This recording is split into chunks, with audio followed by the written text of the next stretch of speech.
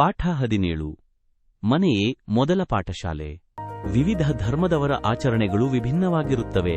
ಇವೇ ಧಾರ್ಮಿಕ ಆಚರಣೆಗಳು.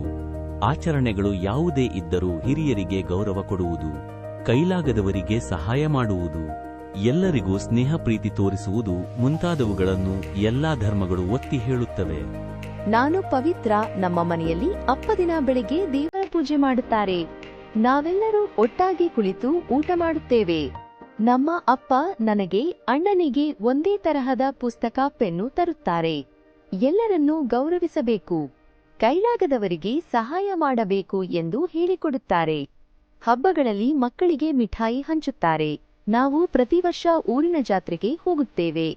ನಾನು ರಜಿಯಾ. ಪ್ರತಿನಿತ್ಯ ನಾನು ಮತ್ತು ಅಮ್ಮ ಮನೆಯಲ್ಲಿಯೇ ನಮಾಜು ಮಾಡುತ್ತೇವೆ.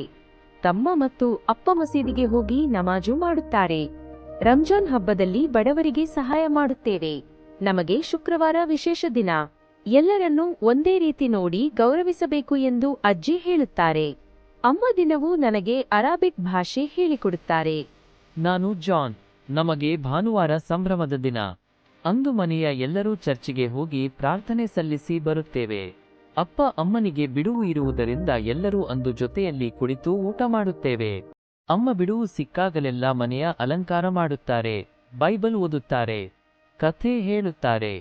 ಎಲ್ಲರನ್ನೂ ಸ್ನೇಹದಿಂದ ಕಾಣು, ಜಗಳವಾಡಬೇಡ ಎಂದು ಅಪ್ಪ ಹೇಳುತ್ತಾರೆ. ಹೆಚ್ಚಿನ ಆಸಕ್ತಿದಾಯಕ ವಿಷಯಗಳಿಗಾಗಿ ಸಬ್ಸ್ಕ್ರೈಬ್ ಆಗಿ ನಮ್ಮ ಲೈಬ್ರರಿ.